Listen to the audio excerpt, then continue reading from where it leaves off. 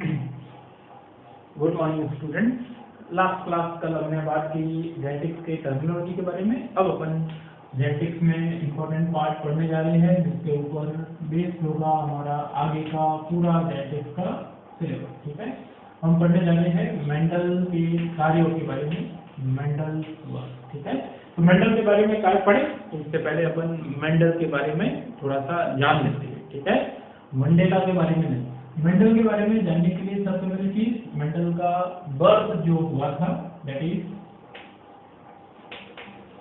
22 जुलाई 1822। ठीक है, किस जगह पर हुआ था? एट हिंजेल्डॉर्फ। ठीक है, साइलेसिया विलेज ऑफ ऑस्ट्रिया। तो मेंडल का जन्म ऑस्ट्रिया के साइलेसिया गांव में हिंजेल्डॉर्फ नामक जगह पर हुआ। मेंडल ने काम किया as a monk, work as a monk. कहां पे? Augustinian monastery of Brno city. ठीक है, ऑस्ट्रिया के ब्रून सिटी में ही ऑगस्टियन मठ जो था वहां पर एक भिक्षु की तरह या मॉन्क की तरह काम किया। ठीक है, नहीं वहीं पर रहते हुए एक्सपेरिमेंट कंडक्ट किए 1856 से लेकर 1863 तक। ठीक है, कंडक्टेड एक्सपेरिमेंट।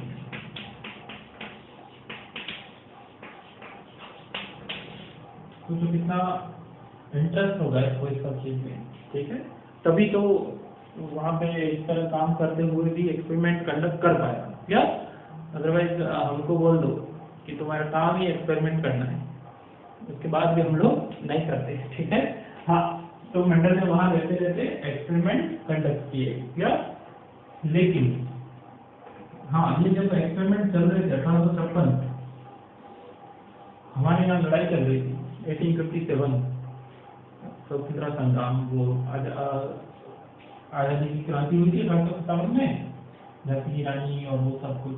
ठीक है, तो एक रीजन ये भी है कि तुम ज्यादातर डिस्कवरी देखोगे उसमें इंडिया का नाम नहीं आता है। ठीक है, क्योंकि जब साइंटिफिक डिस्कवरी का दौर चल रहा था उस टाइम अपन अपनी परेशानियों में व्यस्त थे। ठीक है, वो भी जरूरी था। हाँ, नेक्स्ट 1884 में मेंडल की डेथ हो गई विदाउट क्रेडिट। ठीक है, मतलब किसी को पता भी नहीं चला कि ऐसा कुछ काम, इनफैक्ट पता तो चला था लेकिन उसको क्रेडिट नहीं मिला कि तुमने बहुत बड़ा काम किया। उस वक्त के लोगों ने मतलब ज्यादा भाग नहीं लिया। इनफैक्ट क्या योग्य था पर किसी ने योग्यता को समझा नहीं। ठीक है, चलिए अब मेंडल की डेथ के लगभग 16 साल बाद 1900 में रीडिस्कवरी हुई। तो कितने सालों बाद? After 16 years of his death. ठीक है, तो कितने साल तक उसका काम हिडन रहा? तो हिडन। मेंडल का काम कितने टाइम तक छुपा हुआ रहा? तो यहाँ पे अपन देख सकते हैं 1863 से लेकर 1900 तक, लगभग 34 ईयर। ये कौन सी मैथ लगी है मेरे को नहीं मालूम, उस वक्त भी यही हुआ था। मेंडल ने बोला 15% ऐसे, 25% ऐसे, 30% प्लांट ऐसे, लोगों ने समझा ही नहीं उस बात को। ठीक है, इसीलिए बायो वाले लोगों को आज भी मैथ से डर लगता है। ठीक है, कहीं पे थोड़ी सी मैथ आती है, भाई हम तो बायो वाले हैं, तुम बायो वाले हो तो। ठीक है, हाँ, तो ये 1863 से 1900 कैलकुलेट करोगे तो 37 ईयर आने चाहिए, और थ्योरी में देखोगे 34 ईयर, 1-2 साल और कुछ काम हुआ होगा, ठीक है, पब्लिकेशन में वगैरह। तो कितने सालों तक फेडर रहे, 34 ईयर्स तक। उसके बाद में जाके रीडिस्कवरी हुई। जल्दी से इसको नोट कर लीजिए, ठीक है। चलिए, और नोट करने का तरीका क्या है, मैं बार बार बोलता हूँ, हर वीडियो में बोलूंगा एक बार तो एटलीस्ट, ताकि जो भी नया बच्चा जुड़े, तुमको वीडियो को रोकना है इसी जगह पे और कॉपी पेन लेके बैठना है, हाथों हाथ लिखना है। अगर तुम नहीं लिख रहे हो, पेन नहीं चला रहे हो, तो काम नहीं हो पाएगा, ठीक है। मैं कल भी बोला था कि बायोलॉजी को समझना चैलेंजिंग नहीं है, याद रखना चैलेंजिंग है, ठीक है। और तुमको पूरी एनसीईआरटी की 2 किताबें और साथ साथ एडिशनल इंफॉर्मेशन सब याद करनी है। वो तभी याद होगी जब प्रॉपर्ली लिखी हुई होगी। किताबें चोपड़े सबके पास है पढ़ने के लिए और भी बहुत सारी चीजें, लेकिन पॉइंट टू पॉइंट अगर कहीं पे कोई कंटेंट मिल रहा है उसको नोट करो, क्या तो नोट करना जरूरी है। केवल बैठे बैठे देखोगे काम नहीं होगा। मैं गारंटी देता हूँ, अगर पॉइंट टू पॉइंट तुम नोट करते जा रहे हो, रेगुलर रिवीजन करते रहोगे, नीट 2021 में तुम्हारा बेड़ा पार होगा। या चलिए, खुश हो गया अभी का नाम सुनकर। चलिए, तो मेंडल के बारे में ये जानकारी। अब देखो आगे बढ़ते हैं।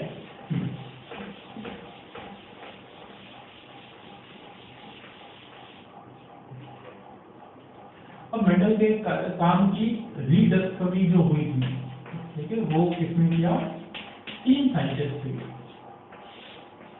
रीडिस्कवर्ड बाय पॉल लॉरेंस, ठीक है, de Vries, in fact Hugo de Vries, और Paul Lawrence, Hugo de Vries और एक और साइंटिस्ट शेरमार्क, टी साइलेंट, ठीक है, इनफैक्ट एरिक वॉन शेरमार्क, ठीक है, he was from Germany, Hugo de Vries from Holland, Erich von Tschermak from Austria. De Vries के बारे में अपन ने पहले भी पढ़ा है, ठीक है, ये इवोल्यूशन में भी पढ़ेंगे, म्यूटेशन थ्योरी दी थी। कौन से प्लांट पर तो काम किया था, on evening primrose, evening primrose. Paul Lawrence ने कंडक्टेड एक्सपेरिमेंट ऑन मेज प्लांट, जबकि इसमें ऑन वेरियस फ्लावरिंग प्लांट, अलग अलग प्लांट के ऊपर एक्सपेरिमेंट किए थे। और ये तीनों सेम कंक्लूजन पर पहुंचे कि हाँ भाई, वो जो आदमी बोल के गया था, मतलब बोल के गए थे, उन्होंने सही बात बोली थी। वैसा अगर आदमी जिंदा होता तो आंखों में तो पानी बहता कि इतने वर्षों बाद किसी को पता चला है कि कुछ अच्छा हुआ था 35 बरस पहले लगभग, ठीक है। चल, बहुत कंफ्यूज मत होना कि 37 था, 34 था, 35 और बोल रहे हो, मतलब लगभग 35 साल पहले तक, 35 साल तक किसी को पता नहीं चला था। इन 3 भाइयों का शुक्रिया अदा करो जिन्होंने बता दिया टाइम से कि ऐसा था। उसके बाद ही मेंडल पापा बने, फादर ऑफ जेनेटिक्स। या चलिए, तो ये भी इंफॉर्मेशन नोट करना है। अब वापस आते हैं अपन मेंडल के ऊपर।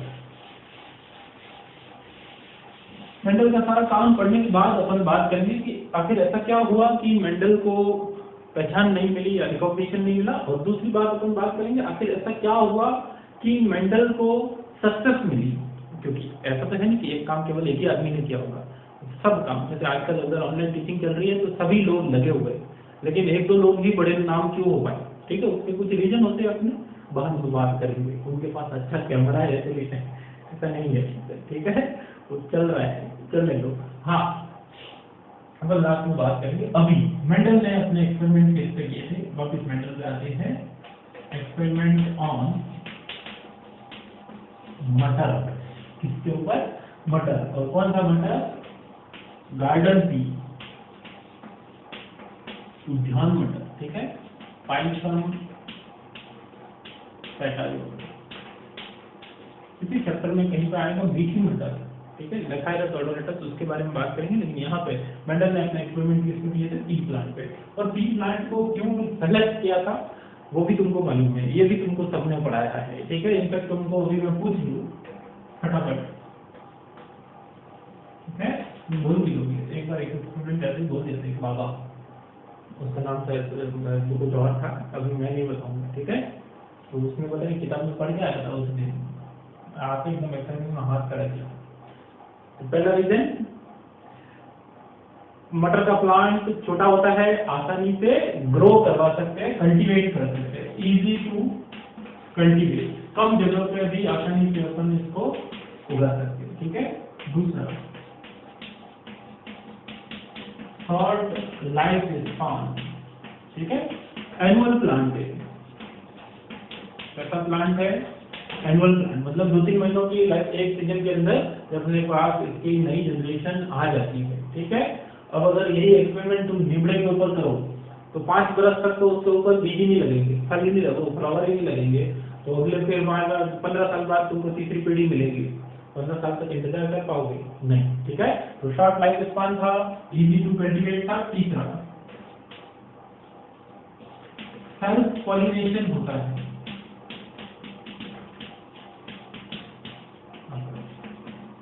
एंड क्रॉस पॉलिनेशन आसानी से करवाया जा सकता है, cross pollination can be done easily, pollination भी आसानी से करवा सकते हैं, ठीक है। Next, presence of contrasting character, ठीक है। अभी अपन बात करेंगे कॉन्ट्रास्टिंग कैरेक्टर क्या होते हैं, तो वहां पे क्लियर होगा। एक दूसरे के साथ ऑपोजिट, जैसे अगर बात करते हैं प्लांट की हाइट का, तो टॉल है, शॉर्ट प्लांट है, तो ये थोड़ा सा जो कॉन्ट्रास्ट लिए वो कैरेक्टर है, कॉन्ट्रास्टिंग कैरेक्टर, ठीक है।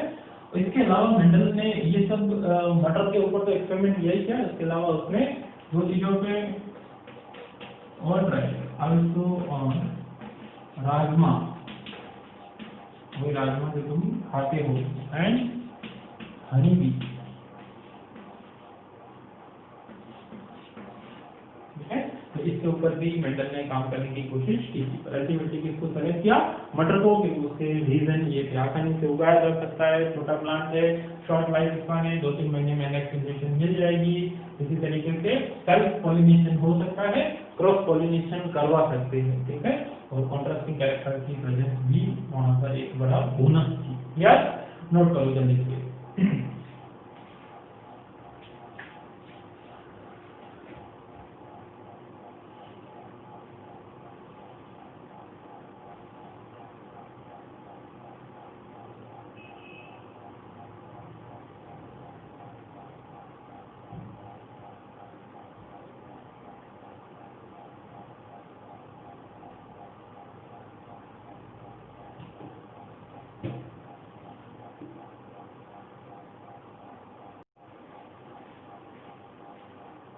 ठीक है, अब आगे बढ़ते हैं हम।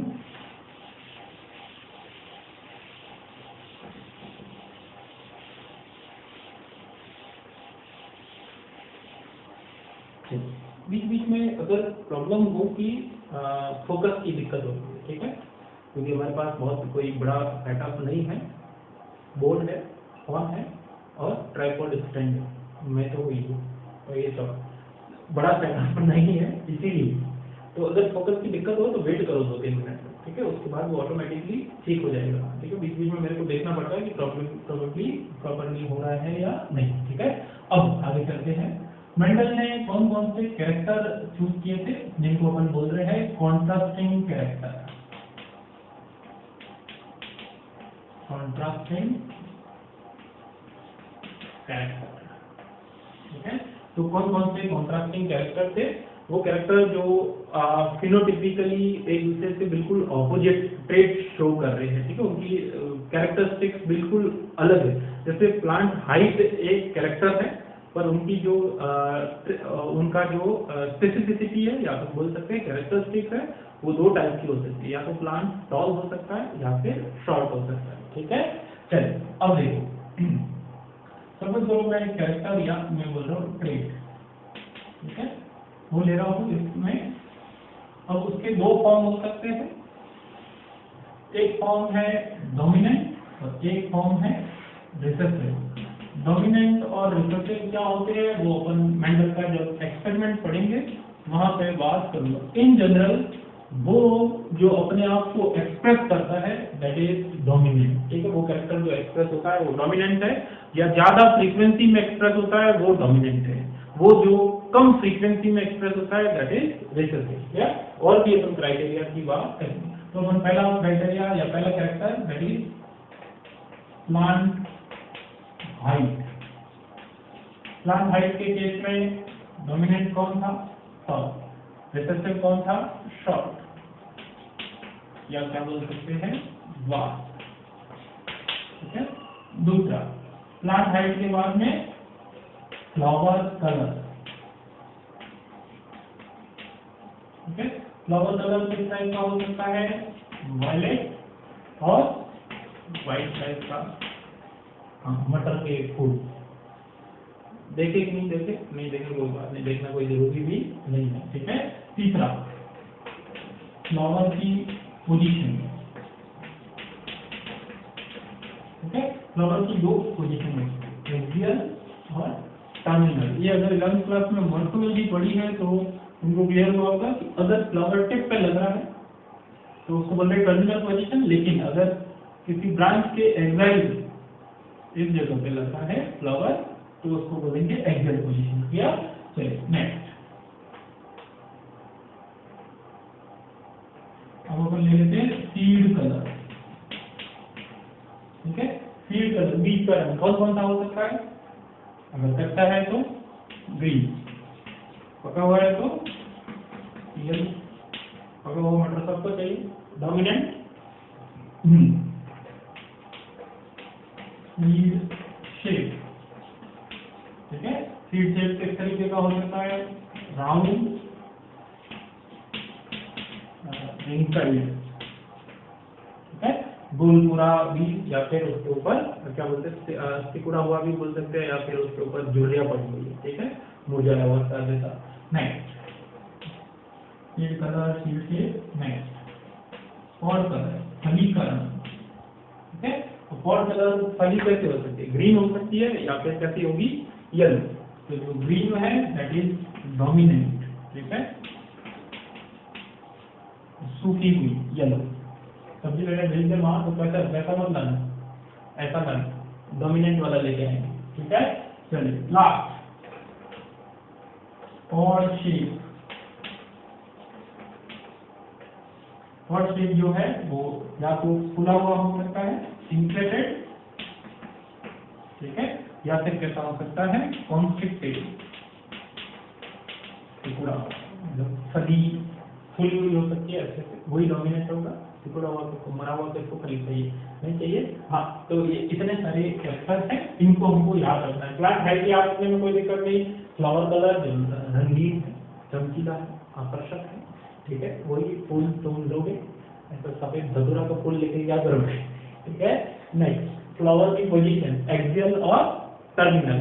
टर्मिनल पे लगेगा तो प्लांट की हाइट ही रुक जाएगी, तो वो रिसेसिव है, वो नहीं चाहिए हमको, एक्सियल, ठीक है। नेक्स्ट, सीड कलर, यहाँ पे पका हुआ मटर बेटर देन कच्चा मटर, ठीक है। ये थोड़ा सा ध्यान रखना, बाकी आ जाएगा। येलो डोमिनेंट है, ये तुमको याद रहेगा। इसमें तो याद रखने में कोई दिक्कत ही नहीं, क्योंकि ये आगे अपने आएंगे। सीड शेप, राउंड और रिंकल्ड तुमको पता है। पॉड कलर, भरी फली चाहिए, खुली हुई फली चाहिए, ये सब आसानी से याद होंगे। नोट करो जल्दी से इसको।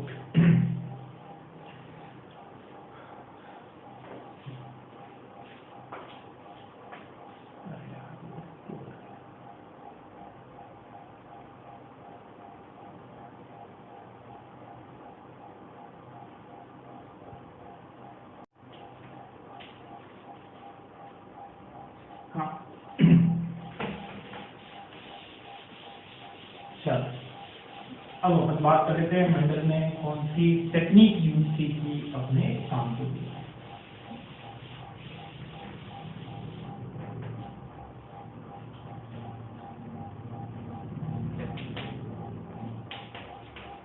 टेक्निक ऑफ मेंडल, अगर तुम 12th क्लास में हो बेटा, कोई अगर 12th क्लास का स्टूडेंट देख रहा है इस बात को तो जरूर से इसको इम्पोर्टेंट मार्क कर दीजिए कि मेंडल ने अपने एक्सपेरिमेंट के लिए कौन सी टेक्निक यूज की थी, ठीक है। तो हम जानते हैं कि जो मटर का प्लांट है वो, सॉरी मटर का फ्लावर है वो कैसा है, बाइसेक्सुअल फ्लावर। बाइसेक्सुअल फ्लावर का क्या मतलब है, समझ करो ये तुम्हारे पास फ्लावर, ऐसा फ्लावर होता नहीं है लेकिन है, ठीक है। तो बर्थडे वाला गुब्बारा हो जाता है, फिर मैं इसको ऐसा कर देता हूँ।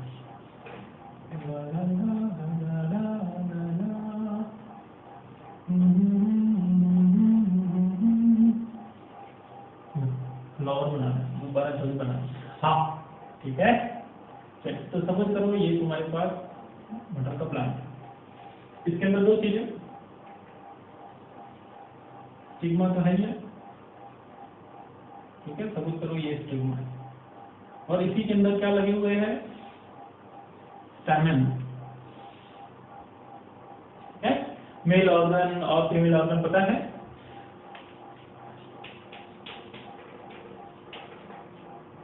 स्टिग्मा, ठीक है। चलिए स्टैमेन मेल ऑर्गन है, स्टिग्मा फीमेल ऑर्गन को रिप्रेजेंट करता है। अब अपर पार्ट है फीमेल ऑर्गन का, ठीक है।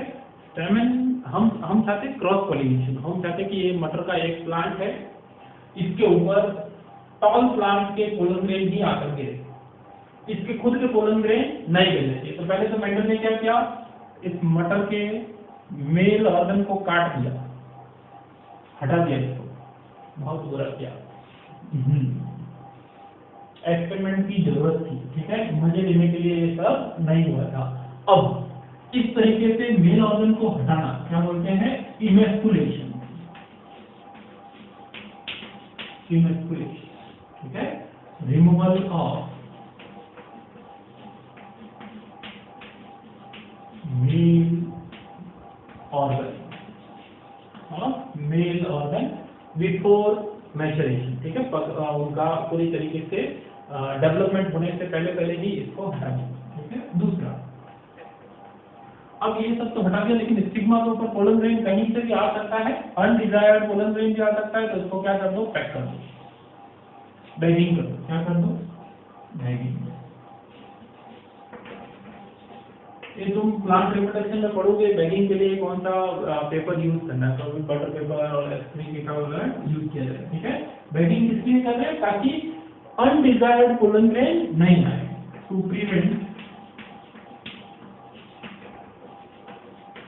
बहुत ध्यान रखना पड़ेगा, अनडिजायर्ड क्रॉस पॉलिनेशन, ठीक है। हम चाहते हैं कि हमने जो प्लांट लिया है लंबा प्लांट, उसी का पोलन ग्रेन आकर गिरे इसके ऊपर, और दूसरा पोलन ग्रेन आकर नहीं गिरे, ऐसा कैसे आ जाएगा वैसा, ठीक है, नहीं आना चाहिए। तो बहुत भारी काम था, तो दिमाग लगाया, अच्छी बात हुई, ठीक है। चलिए जब सही समय आया, ठीक है, तो अब देखो अपना ये प्लांट है, इसके ऊपर जो स्टिग्मा है इस तरीके से कवर की हुई है, और एक अपना प्लांट है जो मेल प्लांट की तरह हमने लिया है, उसके ऊपर अपने पास क्या है, स्टेमन है जिनके अंदर पोलन ग्रेन बन रहे होंगे। तो सही समय पर यहाँ से पोलन ग्रेन को कलेक्ट किया, इस बैग को हटाया और इसके ऊपर क्या कर दी, डस्टिंग कर दी, ठीक है। तीसरा स्टेप क्या किया, desired pollen collection, collected and dusted on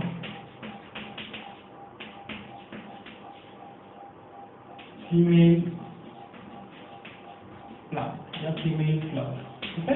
बात समझ में आई। सबसे पहले जो हमने फीमेल प्लांट लिया है उसके ऊपर से मेल ऑर्गन को हटा दें, क्यों हटाना है, ताकि सेल्फ पॉलिनेशन नहीं, उसी का पोलन ग्रेन नहीं गिरे, हमको क्या, हमको सेलेक्टेड मेल प्लांट का पोलन ग्रेन लाना, अभी और क्लियर हो जाएगा, ठीक है। दूसरा, बैगिंग करनी पड़ी, क्या करना पड़ा कि इसको पैक कर दो, ताकि इसके ऊपर कहीं और से हवा से आ सकता है ना पोलन ग्रेन, कोई भी ढूंढा गांधा यहाँ तक पहुंच सकता है, हमारा मुंह में आ जाएगा वो, ठीक है, बदन पे सितारे लपेटे हुए आ भी सकता है। हाँ, अब बैगिंग प्रिवेंट इसको क्रॉस पॉलिनेशन को रोकने, उसके बाद सही समय पर मेल प्लांट से पोलन ग्रेन लिए और dusted on female plant, desired pollen collected from male plant, है। इसको नोट कर लो, मेंडल की टेक्निक क्या थी, removal of male organ from female plant किस लिए? To prevent self pollination. अभी अपने को सेल्फ पॉलिनेशन नहीं चाहिए, अभी तो अपने को जो चाहिए उसी प्लांट का पॉलिनेशन इसके ऊपर आना चाहिए। ठीक है, नोट करो जल्दी से।